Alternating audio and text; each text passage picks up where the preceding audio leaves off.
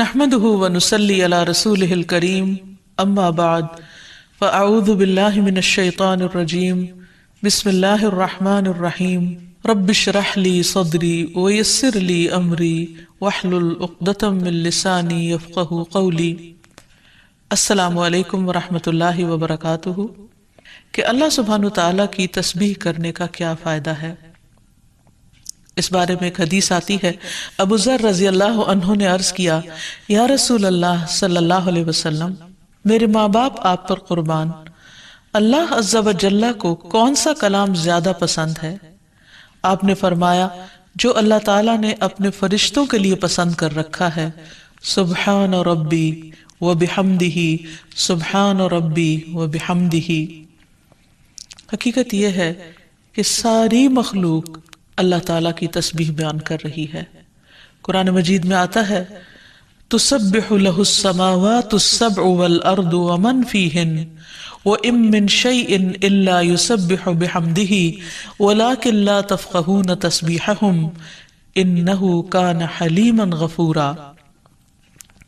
ساتوں آسمان اور زمین اور جو کچھ ان میں ہے سب اس کی تسبیح کر رہے ہیں، بلکہ کوئی بھی چیز ایسی نہیں جو اس کی حمد کے ساتھ اس کی تسبیح نہ کر رہی ہو، لیکن تم ان کی تسبیح کو سمجھتے نہیں، کیونکہ ہر ایک کا اپنا اپنا انداز ہے۔ وہ بڑا بردبار اور معاف فرمانے والا ہے۔ سورۃ النور میں بھی اللہ سبحانہ وتعالیٰ فرماتے ہیں، الم تر ان اللہ یسبح لہ من فی السماوات والارض والطیر صافات کل قد علم صلاتہ وتسبیحہ واللہ علیم بما یفعلون۔ کیا تم دیکھتے نہیں کہ آسمانوں اور زمین میں جو کچھ ہے اور فضا میں پر پھیلائے ہوئے پرندے سبھی کے سب یہ اللہ کی تسبیح کر رہے ہیں۔ ہر مخلوق کو اپنی نماز اور تسبیح کا طریقہ معلوم ہے، اور اللہ اسے خوب جاننے والا ہے جو وہ کرتے ہیں۔ بہت ہی خوبصورت آیت ہے جس سے یہ پتہ چلتا ہے کہ نمبر ایک، ساری مخلوق تسبیح کر رہی ہے، سب اللہ کے ذکر میں مشغول ہیں، ایک ذرے سے لے کر بڑے بڑے ستارے اور سیارے۔ اور پھر خصوصاً پرندوں کی بات کی گئی، یعنی زمین اور آسمان کی مخلوق تو کر ہی رہی ہے تسبیح، لیکن ان دونوں کے درمیان جو پرندے اڑتے ہوئے نظر آ رہے ہیں، اور بعض اوقات صفوں کی شکل میں، یعنی صف باندھے ہوئے یا پر پھیلاتے ہوئے اور سکیڑتے ہوئے یا اڑتے ہوئے، سب مل کر یا اکیلے اکیلے، یہ سب اللہ سبحانہ تعالیٰ کی پاکی بیان کرتے ہیں۔ ویسے بھی آپ نے دیکھا ہوگا کہ صبح اور شام کے اوقات میں بڑے بڑے درختوں پر بیٹھے ہوئے ہزاروں کی تعداد میں پرندے یک زبان ہو کر اللہ سبحانہ تعالیٰ کی تسبیح کر رہے ہوتے ہیں، ذکر کر رہے ہوتے ہیں۔ فرمایا یہ سب اللہ کی تسبیح کرتے ہیں۔ تیسری بات یہ فرمائی گئی کہ ہر مخلوق کو اپنی نماز اور تسبیح کا طریقہ معلوم ہے۔ کس قدر دلچسپ اور خوبصورت بات ہے کہ پرندہ ہو یا چیونٹی ہو یا کوئی بڑے سے بڑا جانور ہو یا ستارہ اور سیارہ ہو، ہر ایک کو تسبیح بھی معلوم ہے، یعنی اللہ کا ذکر کیسے کرنا ہے، اور یہ بھی معلوم ہے کہ اس کا کام کیا ہے، وہ کیوں پیدا کیا گیا ہے، یعنی اس کو اپنے مقصد زندگی کا بھی معلوم ہے، اور پھر اللہ تعالیٰ کی عبادت اور اطاعت کے طریقے کیا ہیں، اس کے لیے کون سی راہیں مقرر کر دی گئی ہیں، یہ بھی اس کو خوب معلوم ہے۔ تو اس میں حیرت کی بات یہ ہے کہ اگر ساری مخلوق یہ جانتی ہے تو پھر انسان کا انجان بننا اس کے لیے کس قدر خطرناک ہے۔ اللہ تعالیٰ نے سب کچھ انسان کے لیے پیدا کیا، اور وہ ساری چیزیں انسان کی خدمت میں خوب لگی ہوئی ہیں، لیکن انسان کو جس کے لیے پیدا کیا گیا، انسان اس مقصد کو بھول گیا اور اپنے رب سے غافل ہو گیا۔ تو اس لیے اگر ہم تسبیح نہیں کریں گے تو ہم ساری کائنات سے الگ ہو جائیں گے۔ وہ سب تو اللہ کے وفادار، فرما بردار، تسبیح گزار، اور ہم اللہ سے غافل، یہ دل کیسے گوارا کر سکتا ہے؟ اس لیے زیادہ سے زیادہ اللہ سبحانہ وتعالیٰ کی تسبیح کرنی چاہیے۔ ایک حدیث سے یہ بھی پتہ چلتا ہے کہ چیونٹیاں بھی اللہ کی تسبیح کرتی ہیں۔ جب ایک موقع پر کسی نے چیونٹیوں کو جلا دیا تو اللہ سبحانہ وتعالیٰ نے ان سے یہی کہا کہ تم نے گروہوں میں سے ایک ایسے گروہ کو جلا دیا جو اللہ کی تسبیح بیان کرتا ہے، اور ویسے بھی آگ کا عذاب اللہ کے سوا کسی اور کو دینے کا حق نہیں۔ پھر اسی طرح جو کھانا ہم کھاتے ہیں وہ بھی اللہ کی تسبیح کرتا ہے۔ عبداللہ بن مسعود رضی اللہ عنہما بیان کرتے ہیں کہ ہم آپ صلی اللہ علیہ وسلم کے زمانے میں کھاتے وقت کھانے کی تسبیح سنتے تھے، یعنی نبی صلی اللہ علیہ وسلم سنوا سکتے تھے کہ کس طرح کھانا تسبیح کر رہا ہے۔ پھر اسی طرح فرشتے بھی اللہ تعالیٰ کی تسبیح کرتے ہیں، جس کا وہ اقرار خود کر رہے تھے کہ وَنَحْنُ نُسَبِّحُ بِحَمْدِكَ وَنُقَدِّسُ لَكَ، کہ ہم تیری حمد کے ساتھ تیری تسبیح کرتے ہیں اور تیری پاکی بیان کرتے ہیں۔ قرآن مجید میں سورۃ الشورى میں بھی آتا ہے وَالْمَلَائِكَةُ يُسَبِّحُونَ بِحَمْدِ رَبِّهِمْ، اور فرشتے اپنے رب کی حمد کے ساتھ اس کی تسبیح کرتے ہیں، یعنی تعریف بھی کرتے ہیں، تسبیح بھی کرتے ہیں۔ تسبیح کا مطلب ہوتا ہے اللہ تعالیٰ کو ہر عیب اور نقص سے پاک قرار دینا، اور حمد ہوتا ہے اللہ تعالیٰ کی تعریف بیان کرنا، یعنی اس کی خوبیوں پر اور اس کے کمالات پر اس کی تعریف کرنا۔ پھر اسی طرح وہ فرشتے جو عرش کو اٹھائے ہوئے ہیں وہ بھی اللہ تعالیٰ کی تسبیح کرتے رہتے ہیں۔ الذین یحملون العرش ومن حولہ یسبحون بحمد ربہم، جو فرشتے عرش اٹھائے ہوئے ہیں اور جو اس کے ارد گرد ہیں سب اپنے پروردگار کی حمد کے ساتھ اس کی تسبیح کرتے ہیں۔ ایک اور جگہ پر آتا ہے وَتَرَى الْمَلَائِكَةَ حَافِّينَ مِنْ حَوْلِ الْعَرْشِ يُسَبِّحُونَ بِحَمْدِ رَبِّهِمْ، نیز اس دن آپ دیکھیں گے، یعنی قیامت کے دن، کہ فرشتے عرش کے گرد حلقہ باندھے اپنے پروردگار کی تعریف کے ساتھ تسبیح کر رہے ہیں۔ پھر اسی طرح بعض مواقع پر جب وحی نازل ہوئی تو نزول وحی کے وقت حاملین عرش سے لے کر تمام انسانوں کے فرشتوں نے تسبیح کی، یعنی انسان کی ہدایت کے لیے اتنی بہترین کتاب اتاری جا رہی تھی۔ اور تسبیح فرشتوں کی خوراک بھی ہے، یعنی جیسے ہم انسان کھانا پینا کرتے ہیں اسی طرح فرشتوں کو کسی مادی چیز کے کھانے کی ضرورت نہیں ہوتی، وہ ان کی تسبیح جو ہے وہی خوراک ہے۔ اس بارے میں حضرت عائشہ کہتی ہیں کہ میں نے نبی صلی اللہ علیہ وسلم سے پوچھا کہ دجال کے زمانے میں ایمان والوں کا کھانا کیا ہوگا، یعنی اتنا فتنے کا دور ہوگا اور ہر شخص چھپ جائے گا اور چاہے گا کہ وہ اس فتنے سے بچ جائے، تو پھر وہ کیا کھائے گا؟ آپ نے فرمایا جو فرشتوں کا ہے، یعنی تسبیح، تکبیر، تحمید، تحلیل، یعنی اللہ تعالیٰ کی حمد و ثنا کرنا، اللہ کا ذکر کرنا۔ اور تسبیح کیوں نہ کی جائے؟ کیونکہ اللہ سبحانہ وتعالیٰ نے قرآن مجید میں اپنے حبیب محمد صلی اللہ علیہ وسلم کو بارہا تسبیح بیان کرنے کا حکم دیا ہے۔ فرمایا فَسَبِّحْ بِاسْمِ رَبِّكَ الْعَظِيمِ، سو اپنے بہت عظمت والے رب کے نام کی تسبیح کیا کریں۔ پھر ہے سبح اسم ربک الاعلی، اپنے رب کے نام کی تسبیح کریں جو سب سے بلند ہے۔ پھر ہے فسبح بحمد ربک وکن من الساجدین، پس اپنے رب کی حمد کے ساتھ تسبیح کریں اور سجدہ کرنے والوں میں سے ہو جائیں۔ پھر نبی صلی اللہ علیہ وسلم کو ایک اور جگہ پر صبح و شام اللہ تعالیٰ کی تسبیح کرنے کا حکم دیا گیا۔ سورۃ طٰہٰ میں اللہ تعالیٰ فرماتے ہیں فاصبر على ما يقولون وسبح بحمد ربك قبل طلوع الشمس وقبل غروبها ومن آناء الليل فسبح وأطراف النهار لعلك ترضى، سو اس پر صبر کرو جو وہ کہتے ہیں، اور سورج طلوع ہونے سے پہلے اور اس کے غروب ہونے سے پہلے اپنے رب کی حمد کے ساتھ تسبیح کرو، اور رات کے کچھ اوقات میں بھی پس تسبیح کرو، اور دن کے کناروں میں بھی، تاکہ تم خوش ہو جاؤ۔ یعنی خوشی کا راز، اطمینان اور سکون کا راز اللہ تعالیٰ کی تسبیح کرنے میں ہے، جو ذکر کا ایک بہترین طریقہ ہے، اور یہ ایمان والوں کی علامت بھی ہے، کیونکہ قرآن مجید میں آتا ہے انما یؤمن بآیاتنا الذین اذا ذکروا بها خروا سجدا وسبحوا بحمد ربهم وهم لا يستكبرون، کہ ہماری آیات پر تو وہی لوگ ایمان رکھتے ہیں کہ جب انہیں ان کے ساتھ نصیحت کی جاتی ہے تو وہ سجدہ کرتے ہوئے گر پڑتے ہیں، یعنی جھک جاتے ہیں، اور اپنے رب کے حمد کے ساتھ اس کی تسبیح کرتے ہیں اور وہ تکبر نہیں کرتے۔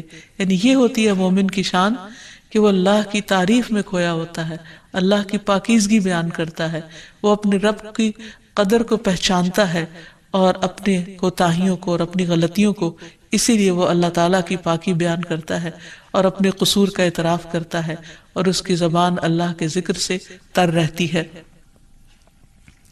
پھر اسی طرح یہ ہے کہ تسبیح تمام مخلوق کے رزق کی کنجی بھی ہے۔ اللہ کے نبی نوح علیہ السلام کی وفات کا وقت جب قریب آیا تو انہوں نے اپنے بیٹے سے فرمایا کہ میں تمہیں ایک وصیت کر رہا ہوں، سبحان اللہ و بحمدہ کا ورد کرتے رہنا، یہ ہر چیز کی نماز ہے، اس کے ذریعے مخلوق کو رزق ملتا ہے، تو جو شخص یہ چاہتا ہو کہ اس کے رزق میں کشادگی ہو اسے بھی کثرت کے ساتھ تسبیح کرنی چاہیے۔ جیسے اللہ تعالیٰ قرآن مجید میں حکم بھی دیتے ہیں، یا ایھا الذین آمنوا اذکروا اللہ ذکرا کثیرا وسبحوہ بکرۃ واصیلا، اے ایمان والو اللہ کو بکثرت یاد کیا کرو اور صبح و شام اس کی تسبیح بیان کیا کرو۔ یعنی انسان کو خاص طور پر صبح اور شام کے اوقات میں تسبیح کرنی چاہیے، جس کی تفصیل احادیث میں ہمیں ملتی ہے۔ رسول اللہ صلی اللہ علیہ وسلم خود بھی کثرت کے ساتھ سبحان اللہ و بحمدہ استغفر اللہ و اتوب الیہ پڑھا کرتے تھے کہ پاک ہے اللہ اور اس کی تعریف کے ساتھ، اور میں اللہ تعالیٰ سے بخشش طلب کرتا ہوں اور میں اس کی طرف توبہ کرتا ہوں۔ پھر اسی طرح تسبیح اہل جنت کی پکار بھی ہوگی، دعواہم فیہا سبحانک اللہم، کہ ان کی پکار وہاں ہوگی کہ اے اللہ تو پاک ہے ہر عیب سے، ہر کمی کوتاہی سے، ہر نقص سے، یعنی تو بے عیب ہے، منزہ ہے۔ اور یہ اللہ سبحانہ وتعالیٰ کو نہایت پسند ہے کہ اس کی کوئی مخلوق اس کی پاکی بیان کرے، کیونکہ وہ اس کا مستحق ہے، وہ ہے ہی پاک۔ پھر یہ ہے کہ اہل جنت بھی صبح و شام اللہ تعالیٰ کی تسبیح بیان کریں گے، اس لیے ضروری ہے کہ انسان یہ سلسلہ دنیا سے ہی شروع کر دے۔ اہل جنت کی تسبیح جو ہے وہ ان کے سانسوں میں جاری کر دی جائے گی، اور پھر جو لوگ اللہ تعالیٰ کی تسبیح نہیں کرتے وہ دراصل بد نصیب ہیں، کیونکہ وہ اتنی بڑی خیر سے محروم ہو رہے ہیں جو دنیا میں ان کے لیے سکون کا باعث ہے اور آخرت میں ان کے لیے رب کے قرب کا ذریعہ ہوگی۔ تسبیح کے لیے جو الفاظ استعمال ہوتے ہیں اس میں سبحان اللہ و بحمدہ، سبحان ربی الاعلی، سبحان ربی العظیم، یہ تمام کلمات جو ہیں یہ تسبیح کے ہیں۔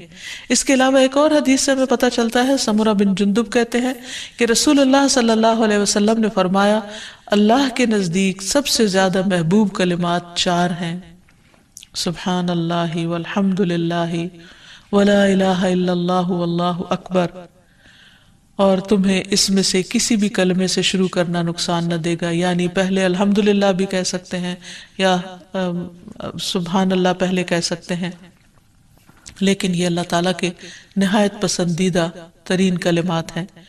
پھر اسی طرح آپ صلی اللہ علیہ وسلم نے یہ بھی فرمایا کہ بے شک تم لوگ اللہ کی عظمت کا جو ذکر کرتے ہو، یعنی تسبیح، تحلیل، تحمید، جو الفاظ بھی کہتے ہو، وہ عرش کے ارد گرد چکر لگاتے ہیں، ان کی ایسی بنبناہٹ ہوتی ہے جیسے شہد کی مکھیوں کی بنبناہٹ، وہ اپنے کہنے والے کا ذکر اللہ کے ہاں کرتے ہیں، کیا تم نہیں چاہتے کہ اللہ کے ہاں تمہارا ذکر ہوتا رہے؟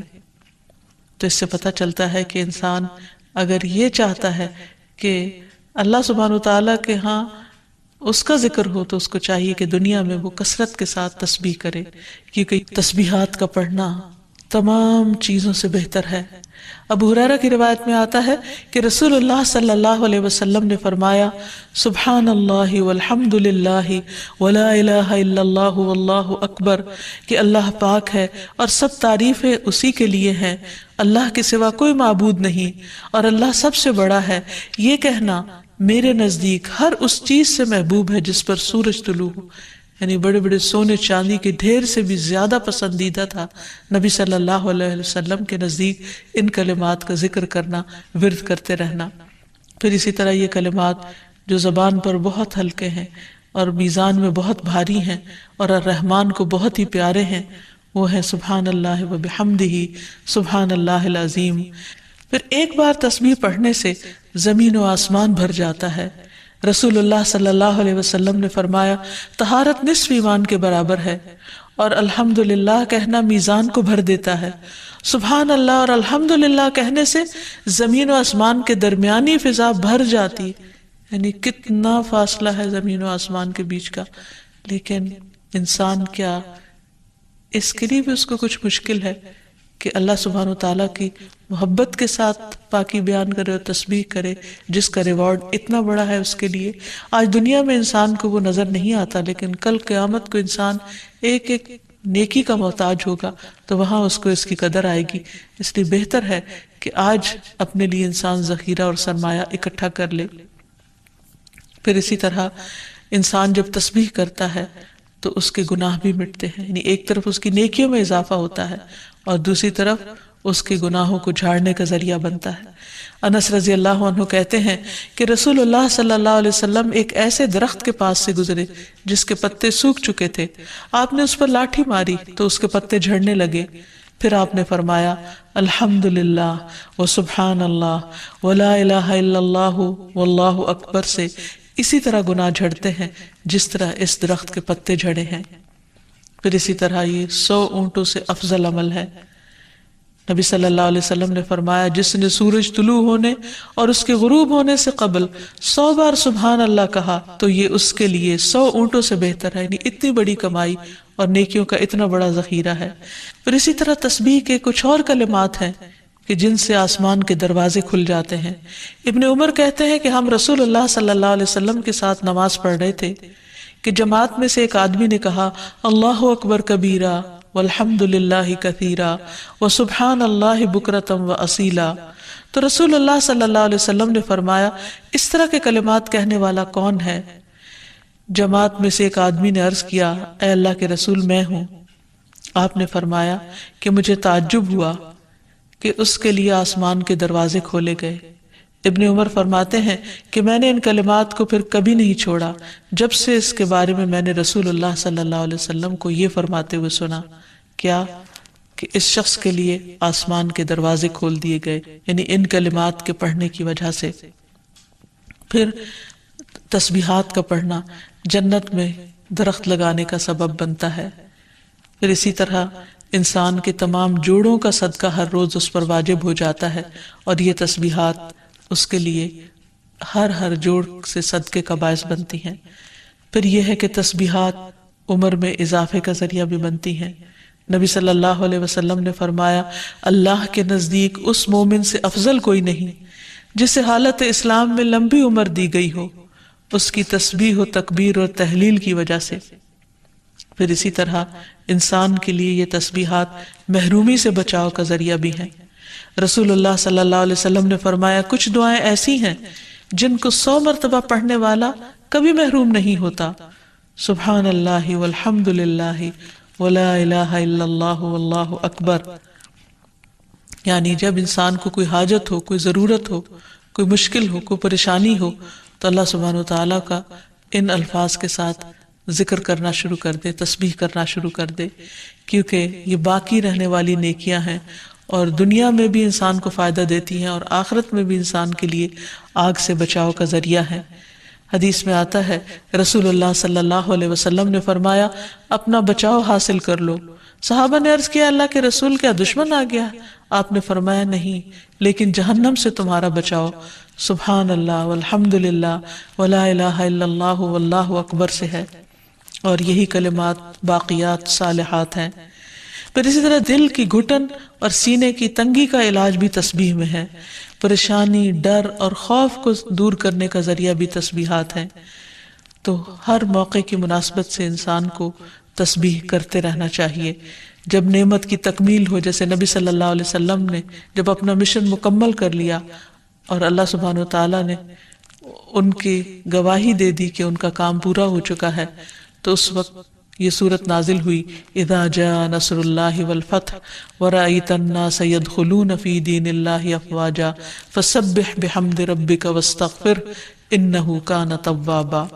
جب اللہ کی مدد اور فتح آ جائے اور تو لوگوں کو دیکھے کہ وہ اللہ کے دین میں فوج در فوج داخل ہو رہے ہیں تو اپنے رب کی حمد کے ساتھ تسبیح کرو اور اس سے بخشش مانگو، بے شک یقیناً وہ بڑا توبہ قبول کرنے والا ہے.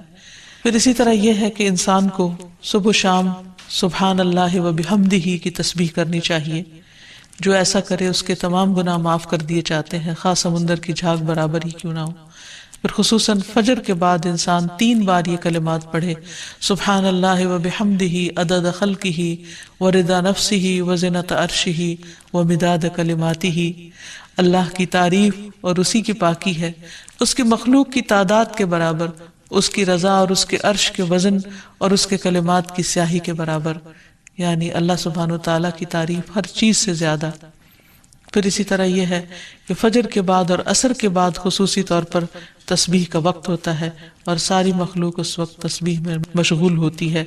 پھر رکوع اور سجدوں میں اللہ تعالیٰ کی تسبیح بیان کرنی چاہیے، نماز کے بعد تسبیحات فاطمہ پڑھنی چاہیے، سوتے وقت وہ تسبیحات پڑھنی چاہیے جو نبی صلی اللہ علیہ وسلم نے حضرت فاطمہ کو سکھائی تھی۔ پھر اسی طرح نبی صلی اللہ علیہ وسلم رات کو جب تک نیند نہیں آتی تھی مسلسل تسبیح کرتے رہتے تھے۔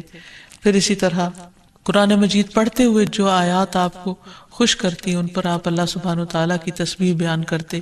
پھر اسی طرح بجلی کڑکنے پر یسبح الرعد بحمدہ والملائکۃ من خیفتہ کا پڑھنا، پھر بلندی سے اترتے وقت سبحان اللہ کی تسبیح کرنا، پھر جب کوئی چیز انسان کو فیسینیٹ کرے، تعجب ہو، کوئی چیز حیران کرے یا اچھی معلوم ہو، اس وقت سبحان اللہ کہنا، یہ تمام چیزیں سنت سے ثابت ہیں۔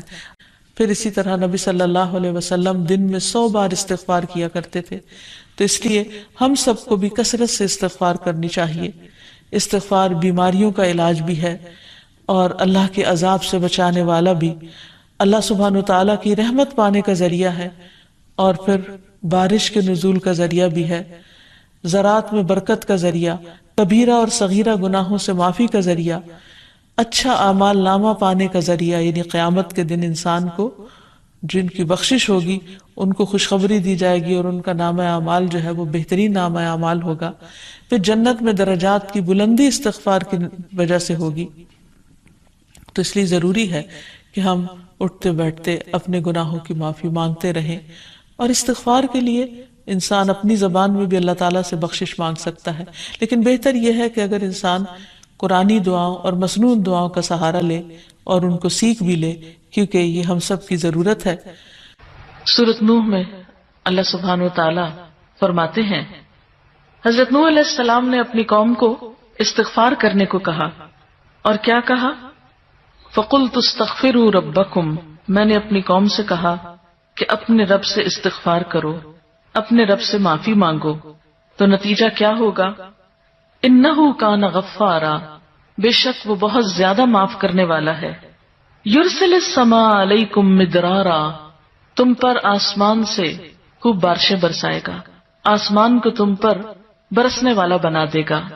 وَيُمْدِدْكُمْ بِأَمْوَالٍ وَبَنِينَ، تمہیں مال اور بیٹوں سے مدد دے گا۔ وَيَجْعَلْ لَكُمْ جَنَّاتٍ، تمہارے لیے باغات بنائے گا۔ وَيَجْعَلْ لَكُمْ أَنْهَارًا، اور تمہارے لیے نہریں جاری کر دے گا۔ آپ دیکھیں کہ ایک انسان کی خواہش کیا ہوتی کہ اس کو کیا کچھ ملے، یعنی رہنے کا مقام اور حالات جو ہیں وہ پرسکون ہو، پھر اس کے بعد یہ کہ مال ہو، بیٹے ہوں، باغ ہوں، اور زندگی کی اور آرائشیں اور نعمتیں ہوں۔ یہ ساری چیزیں کہاں سے ملتی ہیں، کیسے ملتی ہیں؟ استغفار سے ملتی ہیں۔ عام طور پر لوگ پریشان ہوتے ہیں، دکھی ہوتے ہیں۔ مثلا ایک شخص ایک بزرگ کی محفل میں آیا اور اس نے کہا کہ میرے حالات بہت تنگ ہیں، مجھے بہت پریشانی ہے، میرا رزق بہت تنگ ہے، تو آپ مجھے کوئی وظیفہ بتائیے۔ تو انہوں نے اس کو کہا کہ کثرت سے استغفار پڑھو۔ دوسرا آیا، اس نے کہا بچوں کی شادی نہیں ہوتی، تو آپ نے اس کو بھی کیا بتایا کہ کثرت سے استغفار کرو۔ تیسرا آیا تو کہنے لگا کہ بہت قحط سالی ہے، فصلیں اچھی نہیں ہوتی، تو آپ نے اس کو بھی استغفار کا بتایا۔ تو کسی نے ان سے پوچھا کہ بھائی 3 لوگ آپ سے 3 ڈفرنٹ مسئلے لے کر آئے ہیں، اپنی پریشانیاں لے کر آئے ہیں، آپ نے تینوں کو ایک ہی چیز بتائی ہے۔ تو اس پر انہوں نے یہی سورۃ نوح کی آیت پڑھ کر سنائی کہ دیکھو یہ قرآن میں اللہ کا وعدہ ہے اور اللہ کا وعدہ سچا ہے۔ اللہ تعالیٰ کی بات سے بڑھ کر سچی بات کس کی ہو سکتی ہے؟ ہمارے پڑھنے میں کمی کوتاہی ہو سکتی ہے، لیکن اللہ کی بات میں کوئی شک نہیں۔ ذالک الکتاب لا ریب فیہ، یہ وہ کتاب ہے جس میں کوئی شک نہیں۔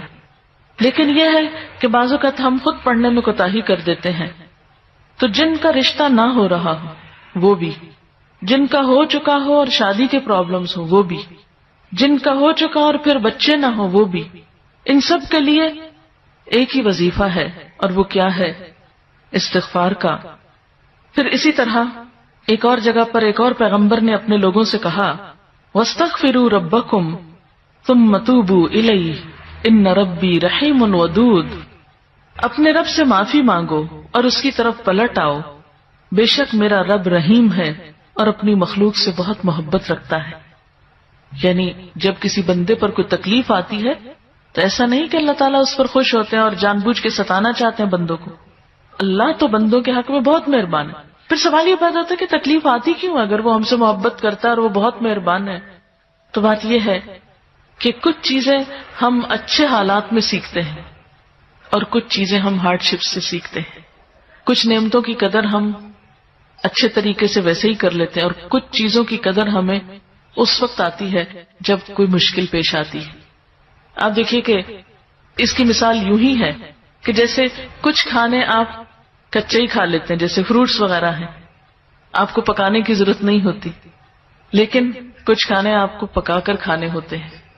اسی طرح زندگی میں کچھ حالات ایسے ہوتے ہیں کہ جن میں آپ آرام سے سیکھ جاتے ہیں، یا کچھ باتیں آپ کو بغیر کسی مشکل کے سمجھ میں آ جاتی ہیں، لیکن کچھ باتیں آپ کو مشکل آنے پر سمجھ آتی ہیں۔ اور جس طرح انسان پختہ اور میچیور ہوتا ہے مشکلات میں، آپ نے دیکھا ہوگا کہ جو بچے ہارڈ شپس میں پلتے ہیں وہ بڑے ہو کر ان میں اسٹیمنا زیادہ ہوتا ہے، لیکن جو بچے بہت نعمتوں میں اور نازوں میں پلتے ہیں وہ اتنے بہادر اور اتنے ہمت والے نہیں ہوتے۔ اس لیے دھوپ اور چھاؤں، غم اور خوشی، دونوں اس کائنات کا حسن ہے۔ دن اور رات ایک بہت بڑی نشانی ہے ہمارے لیے۔ تو اس لیے جب تکلیف آتی ہے تو اس موقع پر انسان اللہ کی طرف زیادہ رجوع کرتا ہے، اللہ کو زیادہ یاد کرتا ہے، زیادہ ذکر کرتا ہے، اور اس طرح انسان کے گناہ دنیا میں ہی معاف ہونے لگتے ہیں۔ ایک اور جگہ پر آتا ہے وَأَنِ اسْتَغْفِرُوا رَبَّكُمْ ثُمَّ تُوبُوا إِلَيْهِ يُمَتِّعْكُم مَّتَاعًا حَسَنًا، اور یہ کہ تم اپنے رب سے معافی چاہو اور اس کی طرف پلٹ آؤ تو وہ تم کو اچھا سامان زندگی دے گا۔ یعنی دنیا کی اچھی نعمتیں کس سے ملیں گی؟ استغفار سے۔ تسبیح کے لیے جو الفاظ استعمال ہوتے ہیں اس میں سبحان اللہ و بحمدہ، سبحان ربی العلی، سبحان ربی العظیم، یہ تمام کلمات جو ہیں یہ تسبیح کے ہیں۔ اس کے علاوہ ایک اور حدیث سے ہمیں پتہ چلتا ہے، سمرہ بن جندب کہتے ہیں کہ رسول اللہ صلی اللہ علیہ وسلم نے فرمایا اللہ کے نزدیک سب سے زیادہ محبوب کلمات 4 ہیں، سبحان اللہ والحمد للہ ولا الہ الا اللہ واللہ اکبر، اور تمہیں اس میں سے کسی بھی کلمے سے شروع کرنا نقصان نہ دے گا۔ یعنی پہلے الحمدللہ بھی کہہ سکتے ہیں یا سبحان اللہ پہلے کہہ سکتے ہیں، لیکن یہ اللہ تعالیٰ کے نہایت پسندیدہ ترین کلمات ہیں۔ پھر اسی طرح آپ صلی اللہ علیہ وسلم نے یہ بھی فرمایا کہ بے شک تم لوگ اللہ کی عظمت کا جو ذکر کرتے ہو، یعنی تسبیح، تحلیل، تحمید، جو الفاظ بھی کہتے ہو، وہ عرش کے ارد گرد چکر لگاتے ہیں۔ ان کی ایسی بنبناہٹ ہوتی ہے جیسے شہد کی مکھیوں کی بنبناہٹ۔ وہ اپنے کہنے والے کا ذکر اللہ کے ہاں کرتے ہیں۔ کیا تم نہیں چاہتے کہ اللہ کے ہاں تمہارا ذکر ہوتا رہے؟ تو اس سے پتہ چلتا ہے کہ انسان اگر یہ چاہتا ہے کہ اللہ سبحانہ وتعالیٰ کے ہاں اس کا ذکر ہو تو اس کو چاہیے کہ دنیا میں وہ کثرت کے ساتھ تسبیح کرے، کیونکہ تسبیحات کا پڑھنا تمام چیزوں سے بہتر ہے۔ ابو ہریرہ کی روایت میں آتا ہے کہ رسول اللہ صلی اللہ علیہ وسلم نے فرمایا سبحان اللہ والحمد للہ ولا الہ الا اللہ واللہ اکبر، کہ اللہ پاک ہے اور سب تعریفیں اسی کے لیے ہیں، اللہ کے سوا کوئی معبود نہیں اور اللہ سب سے بڑا ہے۔ یہ کہنا میرے نزدیک ہر اس چیز سے محبوب ہے جس پر سورج طلوع ہو، یعنی بڑے بڑے سونے چاندی کے ڈھیر سے بھی زیادہ پسندیدہ تھا نبی صلی اللہ علیہ وسلم کے نزدیک ان کلمات کا ذکر کرنا، ورد کرتے رہنا۔ پھر اسی طرح یہ کلمات جو زبان پر بہت ہلکے ہیں اور میزان میں بہت بھاری ہیں اور الرحمن کو بہت ہی پیارے ہیں، وہ ہیں سبحان اللہ و بحمدہ، سبحان اللہ العظیم۔ پھر ایک بار تسبیح پڑھنے سے زمین و آسمان بھر جاتا ہے، رسول اللہ صلی اللہ علیہ وسلم نے فرمایا طہارت نصف ایمان کے برابر ہے، اور الحمدللہ کہنا میزان کو بھر دیتا ہے۔ سبحان اللہ اور الحمدللہ کہنے سے زمین و آسمان کے درمیانی فضا بھر جاتی ہے، یعنی کتنا فاصلہ ہے زمین و آسمان کے بیچ کا، لیکن انسان کیا اس کے لیے بھی اس کو کچھ مشکل ہے کہ اللہ سبحانہ وتعالیٰ کی محبت کے ساتھ پاکی بیان کرے اور تسبیح کرے، جس کا ریوارڈ اتنا بڑا ہے اس کے لیے۔ آج دنیا میں انسان کو وہ نظر نہیں آتا، لیکن کل قیامت کو انسان ایک ایک نیکی کا محتاج ہوگا، تو وہاں اس کو اس کی قدر آئے گی۔ اس لیے بہتر ہے کہ آج اپنے لیے انسان ذخیرہ اور سرمایہ اکٹھا کر لے۔ پھر اسی طرح انسان جب تسبیح کرتا ہے تو اس کے گناہ بھی مٹتے ہیں، یعنی ایک طرف اس کی نیکیوں میں اضافہ ہوتا ہے اور دوسری طرف اس کے گناہوں کو جھاڑنے کا ذریعہ بنتا ہے۔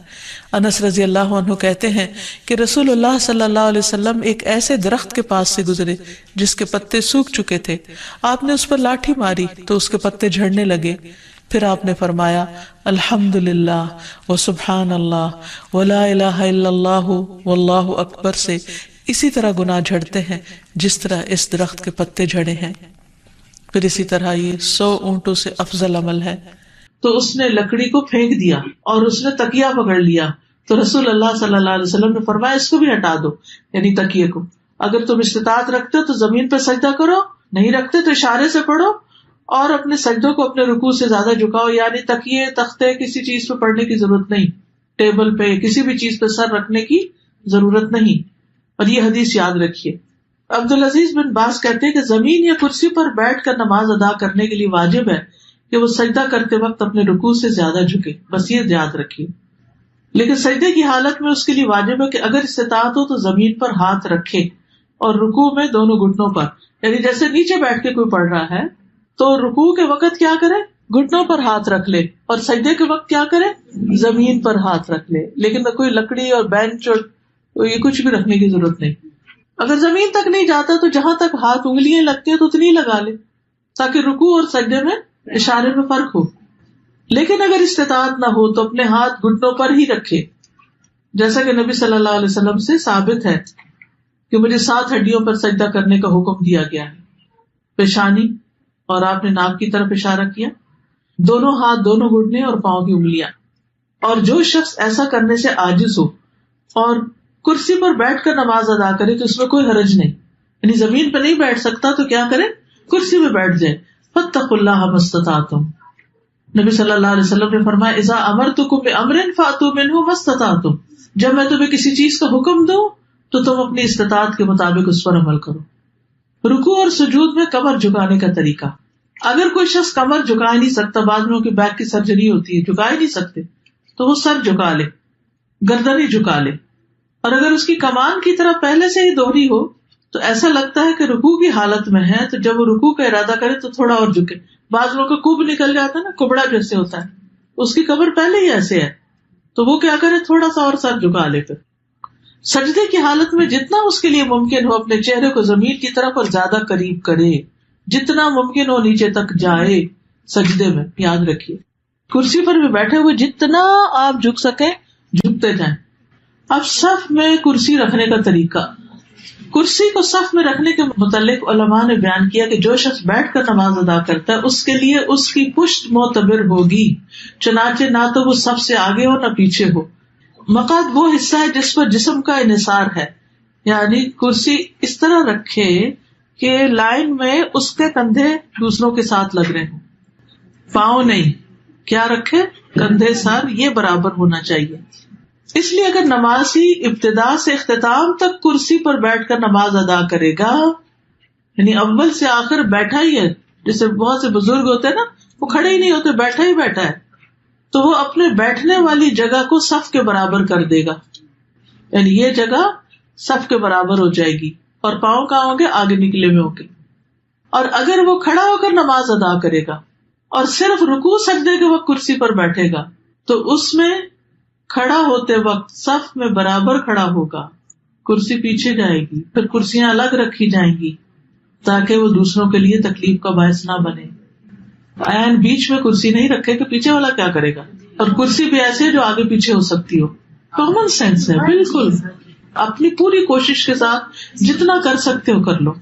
نماز کے واجبات کو ادا کرنے کا قاعدہ یہ ہے کہ نمازی جس فعل کو سر انجام دینے کی طاقت رکھے اسے ادا کرنا اس پر واجب ہے، اور جس رکن کو ادا کرنے سے وہ عاجز ہو وہ ساقط ہے. جو کر ہی نہیں سکتے، ہم بعض اوقات ایسے تو گھٹنے اکڑ جاتے ہیں، تو آپ پوری طرح جلسہ استراحت میں پوری طرح پیچھے نہیں بیٹھ سکتے، یعنی آگے اکڑو سے ہو کے بیٹھے ہوئے ہوتے ہیں. کوئی بات نہیں، یہ نہیں کہ اٹھتے ہی دوبارہ سجدے پہ چلے گئے، نہیں، جتنا رک گئے، ٹیڑھے رکے، سیدھے رکے، جتنی استطاعت ہے. فاتقوا اللہ ما استطعتم. لہذا جو شخص قیام کرنے سے عاجز ہو تو وہ قیام کی حالت میں کرسی پر بیٹھ سکتا ہے، لیکن رکوع اور سجدہ اس کی اصل صورت میں ہی کرے گا. جیسے قیام سے عاجز ہے کوئی، جیسے لمبی نماز میں مثلاً، تو قیام میں کرسی پہ بیٹھ جائے لیکن رکوع اور سجدہ اصل صورت میں کرے، یعنی پھر اٹھ کے آرام سے رکوع بھی کرے، سجدے میں بھی جائے. اگر وہ قیام میں کھڑا ہو کر نماز ادا کرنے کی استطاعت رکھتا ہے اور اس کے لیے رکوع اور سجدہ کرنا مشکل ہے تو وہ کھڑے ہو کر نماز پڑھے گا اور رکوع اور سجدے کے وقت کرسی پر بیٹھ جائے گا اور اپنے سجدوں میں اپنے رکوع سے زیادہ جھکے گا. یہ نوٹ کر لیجیے، کس طرح کرسی پہ پڑھے گا؟ اپنے سجدوں میں رکوع سے زیادہ جھکے گا، یعنی بیٹھے بیٹھے ہی رکوع کرے گا کم جھک کر، اور جب سجدہ کرے گا بیٹھے بیٹھے تو زیادہ جھکے گا. قیام سے معذور شخص پر سجدہ اور رکوع کرنا لازم ہے. اگر وہ عذر کی وجہ سے قیام ترک کرے تو اس وجہ سے اس کے لیے اپنے سجدوں اور اپنے رکوع کے لیے کرسی پر بیٹھے رہنا جائز نہیں، وہ تو اٹھے اور کرے، جسے پہلے میں نے عرض کیا. علقمہ بن وقاص سے روایت ہے، انہوں نے کہا، میں نے عائشہ رضی اللہ تعالی عنہا سے پوچھا، جب رسول اللہ صلی اللہ علیہ وسلم بیٹھ کر 2 رکعتیں پڑھتے تو کیا کرتے تھے؟ جب بیٹھ کے نماز پڑھتے تھے تو کیا کرتے تھے؟ انہوں نے جواب دیا، آپ ان میں قرات کرتے رہتے، جب رکوع کرنے کا ارادہ کرتے تو کھڑے ہو جاتے، پھر رکوع کرتے تھے. یعنی قیام میں بیٹھ جاتے لیکن رکوع کے وقت پھر کھڑے ہو جاتے. سمجھ آ گئی بات؟ اوکے. سجدہ اور رکوع سے معذور شخص پر قیام کرنا لازم ہے، یعنی اگر کوئی شخص کھڑا تو ہو سکتا ہے لیکن رکوع اور سجدے میں نہیں جا پاتا تو کم از کم قیام ضرور کرے. کچھ لوگ ہوتے ہیں قیام کر سکتے ہیں لیکن وضو کیا، جا کے ڈھک کرسی پہ بیٹھ گئے اور وہی سارا پڑھا. نہیں، اگر آپ کھڑے ہو کے کھانا پکا سکتے کچن میں تو نماز میں آ کے کیوں بیٹھ گئے؟ پھر وہ کبھی کہتے ہیں کہ ہمارے لیے بیٹھنا اٹھنا مشکل ہے. مشکل تو ہے لیکن اجر بھی ہے. صبح فجر کے وقت بیڈ سے بھی تو اٹھتے ہیں نا ہم. پھر اسی طرح یہ ہے کہ کرسی کو پکڑ کے اٹھ جائے اگر ویسے نہیں اٹھ سکتے. ویسے بھی تو نماز کے لیے ٹیک لگا کے اٹھتے ہیں نا ہاتھوں کی، ٹھیک ہے نا. تو فاتقوا اللہ ما استطعتم، جتنی استطاعت ہے اتنا کام کرتے جاؤ. اگر وہ رکوع اور سجدہ اصل صورت میں ادا کرنے سے معذور ہے تو اس وجہ سے اس کا قیام کو چھوڑنا اور حالت قیام میں کرسی پر بیٹھنا جائز نہیں. کچھ قیام بیٹھ کر، کچھ قیام کھڑے ہو کر کرنے کی اجازت ہے. حضرت عائشہ کہتی ہے کہ رسول اللہ صلی اللہ علیہ وسلم بیٹھ کر بھی نماز پڑھتے تھے. آپ بیٹھے ہوئے قرات فرماتے، جب آپ کی قرات سے اتنا حصہ بچ جاتا جتنی 30 یا 40 آیتیں ہوتی ہیں تو آپ کھڑے ہو جاتے اور کھڑے ہو کر ان کی قرات فرماتے، پھر رکوع کرتے، پھر سجدہ کرتے، پھر دوسری رکعت میں بھی ایسا ہی کرتے. سہارا لے کے نماز پڑھنے کی اجازت، کرسی کا سہارا یا پھر کوئی ستون کا سہارا، دیوار کا سہارا. رسول اللہ صلی اللہ علیہ وسلم جب بڑی عمر کے ہو گئے اور جسم کچھ بھاری ہو گیا تو اپنی جائے نماز کے پاس آپ نے ایک ستون بنا لیا، آپ اس کا سہارا لے کر نماز پڑھتے تھے. جو قیام نہ کر سکے وہ بیٹھ کر نماز پڑھ لے، جو قیام نہ کر سکے وہ بیٹھ کے نماز پڑھ لے.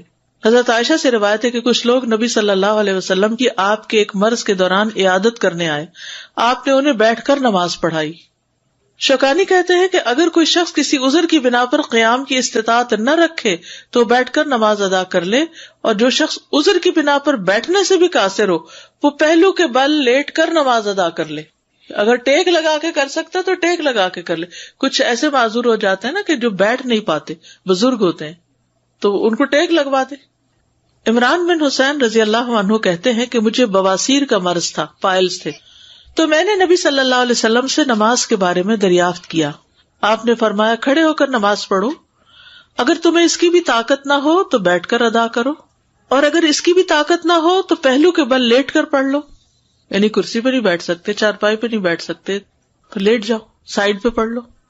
جیسے بھی حالات ہوں کسی بھی حال میں نماز چھوڑنا جائز نہیں، بلکہ مکلف پر واجب ہے کہ اپنے تمام حالات میں، اپنی تندرستی میں بھی، اپنی بیماری میں بھی نماز کی شدید خواہش رکھے، کیونکہ نماز اسلام کا ستون ہے اور شہادتین کے بعد تمام ارکان میں سب سے بڑا رکن ہے. کسی مسلمان آدمی کے لیے فرض نماز کو چھوڑنا جائز نہیں. سبحانک اللہم و بحمدک، اشہد ان لا الہ الا انت، استغفرک و اتوب الیک. نماز اسلام کا ایک بہت اہم رکن ہے. اللہ تعالیٰ کی یاد اور اللہ تعالیٰ سے تعلق قائم کرنے کا بہت بڑا ذریعہ ہے. نبی اکرم صلی اللہ علیہ وسلم نے نماز کو اپنی آنکھوں کی ٹھنڈک قرار دیا. نماز کا وقت ہوتا تو آپ صلی اللہ علیہ وسلم حضرت بلال رضی اللہ تعالی عنہ کو ان الفاظ کے ساتھ آذان دینے کا حکم فرماتے: اقم الصلاۃ یا بلال ارحنا بہا، اے بلال ہمیں نماز سے راحت پہنچاؤ. ابو داؤد کی روایت ہے. نماز کو رسول اکرم صلی اللہ علیہ وسلم نے جنت میں جانے کی ضمانت قرار دیا. حضرت ربیعہ بن کعب اسلمی رضی اللہ تعالی عنہ رسول اللہ صلی اللہ علیہ وسلم کی خدمت میں حاضر رہتے اور نبی صلی اللہ علیہ وسلم کے لیے وضو کا پانی اور دوسری چیزیں لایا کرتے تھے. ایک مرتبہ آپ نے خوش ہو کر فرمایا: ربیعہ مانگو، کیا مانگتے ہو؟ حضرت ربیعہ رضی اللہ تعالی عنہ نے عرض کیا: یا رسول اللہ صلی اللہ علیہ وسلم، جنت میں آپ کا ساتھ چاہتا ہوں. آپ نے فرمایا: تو پھر سجدوں کی کثرت سے میری مدد کرو. یہ صحیح مسلم کی روایت ہے. یعنی اگر تمہارے نامہ اعمال میں سجدے زیادہ ہوئے تو میرے لیے تمہاری سفارش کرنا آسان ہو جائے گا. اللہ تعالیٰ نے قرآن پاک میں کامیاب لوگوں کی نشانی یہ بتائی ہے کہ وہ نماز کی پابندی کرتے ہیں. سورۃ المؤمنون آیت 9. سورۃ نور میں فرمایا کہ انہیں تجارت اور خرید و فروخت اللہ کی یاد اور نماز قائم کرنے اور زکوٰۃ دینے سے غافل نہیں کرتی. اللہ تعالیٰ نے نماز کو اقامت دین کی تمام تر جد و جہد کا حاصل قرار دیا. ارشاد باری تعالیٰ ہے: اگر ہم انہیں زمین میں اقتدار بخشیں، یعنی مسلمان زمین میں عروج کو پہنچے، طاقتور ہوں، تو وہ نماز قائم کریں گے، یعنی لوگوں کو اللہ کے آگے جھکائیں گے، زکوٰۃ ادا کریں گے، نیکی کا حکم دیں گے اور برائی سے منع کریں گے. یہ ایک اسلامی حکومت کی بنیادی خصوصیات ہیں. تکلیف، دکھ اور رنج کے وقت مومن کا یہی سب سے بڑا سہارا ہے. ارشاد باری تعالیٰ ہے: اے لوگو جو ایمان لائے ہو، اللہ سے صبر اور نماز کے ساتھ مدد مانگو. حضرت ابراہیم علیہ السلام اللہ تعالیٰ کے حکم پر اپنے اہل و عیال کو بیت الحرام کے پاس بے آب و گیاہ جگہ پر لے آئے تو بارگاہ رب العزت میں یہ دعا کی کہ میرے رب مجھے اور میری اولاد کو نماز قائم کرنے والا بنا. حضرت اسماعیل علیہ السلام کے جن اوصاف کا ذکر قرآن پاک میں آتا ہے ان میں سے ایک یہ بھی ہے، وہ اپنے گھر والوں کو نماز اور زکوٰۃ کا حکم دیتے تھے. آپ صلی اللہ علیہ وسلم کو بھی اس بات کا حکم دیا گیا کہ آپ اپنے اہل و عیال کو نماز کا حکم دیں اور خود بھی اس کے پابند رہیں. قرآن کریم سے ہدایت حاصل کرنے والے خوش نصیب لوگوں کی اللہ تعالیٰ نے جو نشانیاں بتائی ہیں ان میں سے ایک نشانی یہ بھی ہے کہ وہ نماز قائم کرنے والے لوگ ہیں. ذالک الکتاب لا ریب فیہ ھدی للمتقین الذین یؤمنون بالغیب ویقیمون الصلاۃ. نماز میں غفلت، کاہلی اور سستی سے کام لینے کو اللہ تعالیٰ نے منافقین کی نشانی بتایا ہے کہ اذا قاموا الی الصلاۃ قاموا کسالی، کہ منافق جب نماز کے لیے اٹھتے ہیں تو سستی کے ساتھ اٹھتے ہیں. یراؤن الناس، محض لوگوں کو دکھانے کے لیے.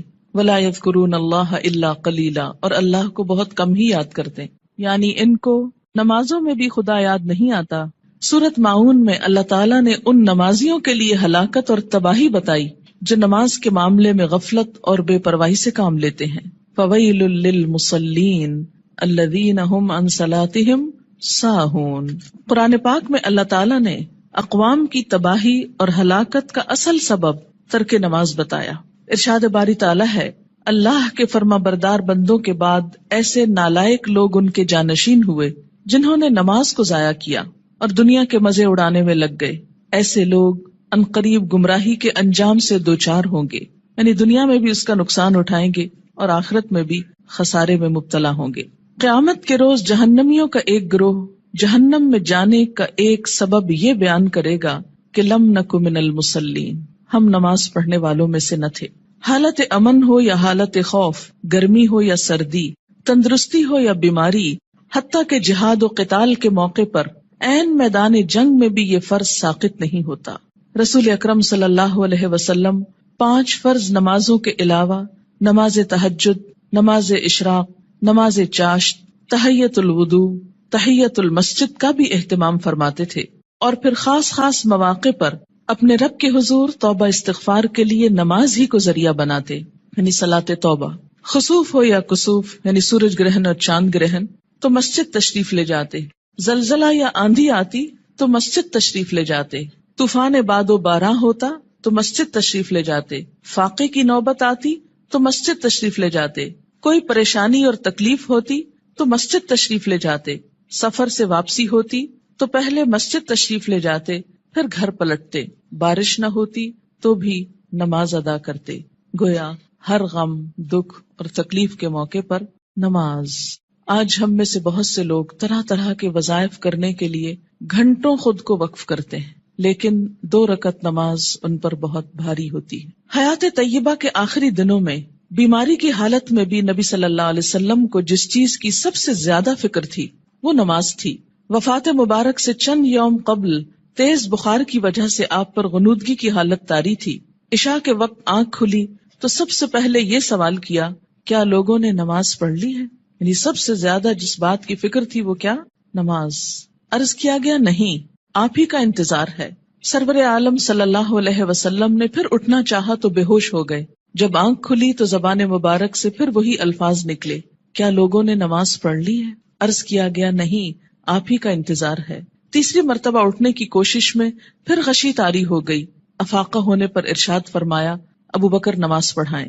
وفات مبارک سے چند لمحے پہلے آپ نے امت کو جو آخری وصیت فرمائی وہ یہ تھی، الصلاۃ الصلاۃ وما ملکت ایمانکم، یعنی مسلمانوں نماز نماز اور اپنے غلاموں کا ہمیشہ خیال رکھنا، یعنی ایک طرف حقوق اللہ اور دوسری طرف حقوق العباد، بندوں میں سے سب سے زیادہ محروم مخلوق غلام۔ نماز بذات خود جتنی اہم ہے، طریقہ نماز بھی اسی قدر اہم ہے۔ نماز کے بارے میں حکم صرف یہی نہیں کہ اسے ادا کرو، بلکہ حکم یہ بھی ہے کہ اس طرح ادا کرو جس طرح مجھے ادا کرتے دیکھتے رہے ہو۔ ایک حدیث مبارک میں کچھ یوں آتا ہے کہ قیامت کے روز حقوق اللہ میں سے سب سے پہلے نماز کا حساب لیا جائے گا۔ جس کی نماز درست طریقے سے پڑھی گئی ہوگی وہ کامیاب و کامران ہوگا، اور جس کی نماز بگاڑی گئی ہوگی وہ ناکام و نامراد ہوگا۔ اس سے کیا پتہ چلتا ہے کہ قیامت کے روز صرف یہی نہیں پوچھا جائے گا کہ نماز پڑھی یا نہیں، بلکہ یہ بھی دیکھا جائے گا کہ کس طریقے سے پڑھی، کیا اس میں ان تمام امور کا لحاظ رکھا گیا جن کی پابندی ضروری تھی، سنت کے مطابق تھی یا نہیں۔ اس سے یہ اندازہ لگانا مشکل نہیں کہ ادائیگی نماز کے ساتھ ادائیگی نماز کا طریقہ بھی بہت ضروری ہے۔ جو مسائل آگے بیان کیے جائیں گے وہ کسی خاص فقہی مسلک کو سامنے رکھ کر نہیں، اور نہ ہی کسی مسلک کو صحیح یا غلط ثابت کرنے کے لیے یہ مجموعہ مرتب کیا گیا ہے، بلکہ پیش نظر صحابہ کرام کا وہ طریقہ ہے جس میں ایک صحابی حضرت حذیفہ رضی اللہ تعالی عنہ نے ایک آدمی کو نماز پڑھتے دیکھا جو رکوع اور سجود پورے نہیں کر رہا تھا۔ جب وہ آدمی نماز سے فارغ ہوا تو حضرت حذیفہ رضی اللہ تعالی عنہ نے اسے بلا کر کہا، تم نے نماز نہیں پڑھی، اور اگر اسی طرح کی نماز پڑھتے پڑھتے مر گئے تو طریقہ اسلام کے خلاف مرو گے۔ یعنی اگر رکوع سجدہ صحیح طور پر ادا نہیں ہوا مکمل طور پر تو وہ نماز پھر نماز نہیں، ایک مذاق ہے نماز کا۔ ایک دوسرے صحابی حضرت عبداللہ بن عباس رضی اللہ تعالی عنہ نے ایک شخص کو نماز عید سے پہلے نفل پڑھتے دیکھا تو اسے منع کیا۔ وہ کہنے لگا، اللہ تعالیٰ مجھے نماز پڑھنے پر عذاب نہیں کرے گا۔ حضرت عبداللہ بن عباس نے فرمایا، اللہ تعالیٰ تجھے سنت رسول صلی اللہ علیہ وسلم کی مخالفت کرنے پر ضرور عذاب دے گا، کیونکہ آپ نے کبھی نماز عید سے پہلے عیدگاہ میں نفل نہیں پڑھے تھے۔ ایسے کاموں سے کیوں اتنی شدت سے روکا گیا؟ کیونکہ اس سے دین بوجھل ہو جاتا ہے۔ اگر ایک شخص ایک رو میں آ کے کرتا ہے، دوسرا اس کو دیکھ کے کل ایک پورا وہ طریقہ بن جائے گا اور لوگ اس کو اپنے لیے لازم قرار دے دیں گے اور بلا وجہ دین کو بھاری کر لیں گے۔ ایک اور صحابی حضرت عمارہ بن رویبہ رضی اللہ تعالی عنہ نے خطبہ جمعہ کے دوران حاکم وقت کو ممبر پر ہاتھ بلند کرتے دیکھا تو کہا، اللہ خراب کرے ان ہاتھوں کو، میں نے رسول اللہ صلی اللہ علیہ وسلم کو دیکھا ہے کہ اس سے زیادہ نہ کرتے تھے۔ یعنی جمعے کے خطبے کا بھی ایک خاص سٹائل ہونا چاہیے، اور اپنی انگشت شہادت سے اشارہ کیا کہ انگلی سے زیادہ آپ خطبے کے دوران ہاتھوں کو نہیں اٹھاتے تھے۔ آج آپ دیکھیے سنت کی جو مخالفت ہوتی ہے تو اس کا نتیجہ کیا نکلا ہے کہ لوگ دین سے ہی بھاگنا شروع ہو گئے، کیونکہ بتانے والوں کا انداز اور سٹائل اور بیٹھنا اور گفتگو کرنا یہ سب کچھ دین کے یا حق میں جاتا ہے یا خلاف جاتا ہے۔ سنت رسول صلی اللہ علیہ وسلم سے محبت کا یہی جذبہ ہم سب کا مذہب ہے، اور اسی جذبے کے تحت یہ احادیث پیش کی جا رہی ہیں۔ صحابہ کرام کے مذکورہ بالا طرز عمل سے یہ بھی معلوم ہوتا ہے کہ جن مسائل کو ہم فروعی، اختلافی اور غیر اہم سمجھتے ہوئے نظر انداز کر دیتے ہیں، صحابہ کرام کے نزدیک ان کی کتنی اہمیت تھی۔ حقیقت یہ ہے کہ جو شخص رسول اللہ صلی اللہ علیہ وسلم کے اس فرمان مبارک سے آگاہ ہے، من رغب عن سنتی فلیس منی، یعنی جس شخص نے میری سنت اختیار کرنے سے گریز کیا وہ مجھ سے نہیں، وہ کسی بھی سنت کو معمولی اور غیر اہم سمجھ کر نظر انداز کرنے کی جسارت نہیں کر سکتا۔ ہمارے ہاں یہ ٹرینڈ بہت عام ہو گیا ہے کہ جو تو قرآن میں لکھا ہے یا جو فرض کے درجے میں ہے وہ تو ہم کر لیں، اور سنت وہ تو معمولی چیز ہے، کوئی فرض تھوڑی ہے۔ اور ہم نے دیکھا ہے سعودی عرب میں لوگ ایسا نہیں کرتے اور فلاں ملک کے لوگ ایسا نہیں کرتے۔ تو یاد رکھیے کہ ہمارے لیے نہ سعودی عرب کے لوگ کوئی مثال ہیں اور نہ کسی اور ملک کے، ہمارے لیے تو مثال 1400 سال پیچھے جاتی ہے نبی اکرم صلی اللہ علیہ وسلم کی ذات میں۔ سب سے پہلے نماز کے لیے نیت کا درست ہونا ضروری ہے، کیونکہ نیت کے بغیر اگر کوئی شخص وہ تمام ایکشنز کرے جو نماز کے ہوتے ہیں تو اس کی نماز نہ ہوگی۔ کسی بھی عمل کے اجر و ثواب کا دار و مدار نیت پر ہے۔ حضرت عمر بن خطاب رضی اللہ تعالی عنہ کہتے ہیں، میں نے رسول اللہ صلی اللہ علیہ وسلم کو فرماتے ہوئے سنا کہ اعمال کا دار و مدار نیت پر ہے، ہر شخص کو وہی ملے گا جس کی اس نے نیت کی، لہٰذا جس نے دنیا حاصل کرنے کی نیت سے ہجرت کی اسے دنیا ہی ملے گی، جس نے کسی عورت سے نکاح کرنے کی غرض سے ہجرت کی اسے عورت ہی ملے گی، بس مہاجر کی ہجرت کا صلہ وہی ہے جس کے لیے اس نے ہجرت کی۔ یعنی ہجرت جیسا بڑا نیکی کا کام بھی زیادہ فائدہ مند نہیں اگر اللہ کے لیے نہ ہو۔ فتنہ دجال سے بھی بڑا فتنہ دکھاوے کی نماز ہے، دکھاوے کی نماز۔ عن ابی سعید رضی اللہ عنہ قال خرج علینا رسول اللہ صلی اللہ علیہ وسلم ونحن نتذاکر المسیح الدجال فقال الا اخبرکم بما هو اخوف علیکم عندی من المسیح الدجال فقلنا بلا یا رسول اللہ صلی اللہ علیہ وسلم قال الشرک الخفی ان یقوم الرجل فیصلی فیزید صلاته لما یرى من نظر رجل رواہ ابن ماجہ۔ حضرت ابو سعید رضی اللہ عنہ کہتے ہیں کہ ہم مسیح دجال کا ذکر کر رہے تھے، اتنے میں رسول اللہ صلی اللہ علیہ وسلم تشریف لائے اور فرمایا، کیا میں تمہیں دجال کے فتنے سے زیادہ خطرناک بات سے آگاہ نہ کروں؟ ہم نے عرض کیا، ضرور یا رسول اللہ صلی اللہ علیہ وسلم۔ آپ نے فرمایا، شرک خفی یعنی خفیہ شرک جس کو پروناؤنس نہ کیا جائے لیکن وہ دل میں چھپاؤ، یہ دجال سے بھی زیادہ خطرناک ہے، اور وہ یہ ہے کہ ایک آدمی نماز کے لیے کھڑا ہو اور نماز کو اس لیے لمبا کرے کہ کوئی آدمی اسے دیکھ رہا ہے، یعنی تنہائی میں نماز پڑھے تو چھوٹی سی پڑھ لے، قل هو اللہ پڑھ کے ختم کر دے، اور اگر لوگوں کے بیچ میں پڑھ رہا ہے، لوگوں کے ساتھ پڑھ رہا ہے تو صرف اس لیے لمبی کر دے کہ لوگ دیکھیں گے تو پھر ان کے نزدیک میں بہت نیک کہلاؤں گا۔ اسے شرک بھی کہا گیا، یعنی شرک خفی، اور اسے دجال کے فتنے سے زیادہ بدترین چیز قرار دیا گیا۔ اور یہ بندوں کو بھی دھوکہ دینا ہے اور اللہ کو بھی۔ منافقین کی ایک صفت ہم نے قرآن پاک میں پڑھی تھی کہ یخادعون اللہ والذین آمنوا، یعنی اپنے ساتھ والوں کو دھوکہ دینے کی بات ہے نا، کہ وہ سمجھیں گے کہ میں اتنا اچھا نمازی ہوں جبکہ ہوں نہیں، تنہائی میں پڑھوں تو کچھ اور پڑھتا ہوں۔ وما یخدعون الا انفسهم، ایسے لوگ محض اپنے آپ ہی کو دھوکہ دیتے ہیں۔ تو جیسی ہم اکیلے میں پڑھتے ہیں ویسی اگر سب کے سامنے پڑھ لیں گے تو کوئی ہم کو نہیں مارے گا، ہو سکتا ہے کوئی نوٹس بھی نہ کر رہا ہو ہم کیا کر رہے ہیں، کسی کو اتنی فرصت کہاں کہ وہ سب اپنے کام چھوڑ کے صرف یہ دیکھے کہ اس کی نماز کتنی لمبی اور چھوٹی۔ یہ محض شیطان کا خیال ہوتا ہے جو ہمارے نیک عمل کو بھی برباد کر دیتا ہے۔ دکھاوے کی نماز شرک ہے۔ ان شداد ابن اوس رضی اللہ عنہ قال سمعت رسول اللہ صلی اللہ علیہ وسلم یقول من صلی یرائی فقد اشرک ومن صام یرائی فقد اشرک ومن تصدق یرائی فقد اشرک، رواہ احمد۔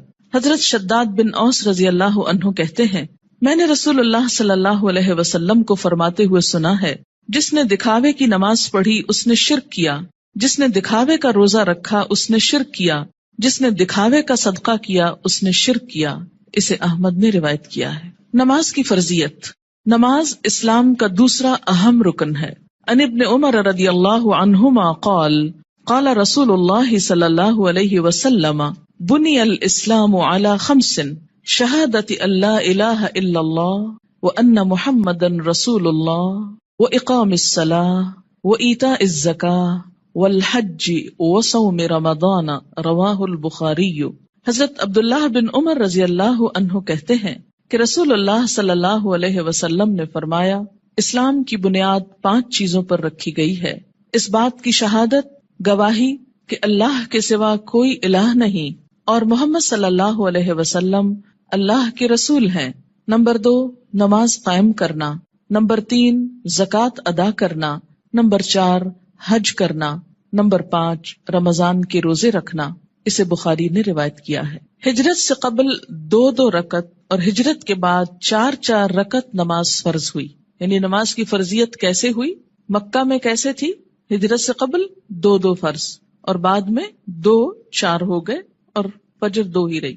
عن عائشہ رضی اللہ عنہا قالت فرض اللہ الصلاۃ حین فرضها رکعتین فی الحضر والسفر فاقرت صلاۃ السفر وزید فی صلاۃ الحضر متفق علیہ۔ حضرت عائشہ رضی اللہ تعالی عنہا فرماتی ہیں، جب معراج کی رات اللہ تعالیٰ نے نماز فرض کی تو حضر و سفر، حضر کہتے ہیں حاضر ہونا، گھر میں رہنا، دونوں کے لیے 2 رکعت نماز فرض کی، بعد میں سفر کی نماز 2 رکعت برقرار رکھی گئی اور حضر کی نماز میں اضافہ کر دیا گیا۔ اسے بخاری اور مسلم نے روایت کیا ہے۔ نماز کی فضیلت، روزانہ باقاعدگی سے 5 نمازیں ادا کرنے سے تمام صغیرہ گناہ معاف ہو جاتے ہیں۔ عن ابی ہریرہ رضی اللہ عنہ قال قال رسول اللہ صلی اللہ علیہ وسلم ارأیتم لو ان نہرا بباب احدکم یغتسل فیہ کل یوم 5 ما تقول ذلك یبقی من درنہ قالوا لا یبقی من درنہ شیئا قال فذلك مثل الصلوات الخمس یمحو اللہ بها الخطایا متفق علیہ۔ حضرت ابو ہریرہ رضی اللہ تعالی عنہ کہتے ہیں، رسول اللہ صلی اللہ علیہ وسلم نے فرمایا، تمہارا کیا خیال ہے اگر تم میں سے کسی کے دروازے پر نہر بہتی ہو اور وہ اس نہر میں ہر روز 5 مرتبہ نہائے تو کیا اس کے بدن پر کوئی میل کچیل باقی رہ جائے گا؟ صحابہ کرام نے عرض کیا، نہیں، کسی قسم کا میل کچیل باقی نہیں رہے گا۔ آپ صلی اللہ علیہ وسلم نے فرمایا، یہی 5 نمازوں کی مثال ہے، اللہ تعالیٰ ان نمازوں کے ذریعے گناہ مٹا دیتا ہے۔ اسے بخاری اور مسلم نے روایت کیا ہے۔ یاد رکھیے کہ کچھ گناہ ایسے ہوتے ہیں کہ جن کو نیکیاں مٹاتی چلی جاتی ہیں۔ ان الحسنات یذہبن السیئات، اس میں کیا چیز آتی ہے؟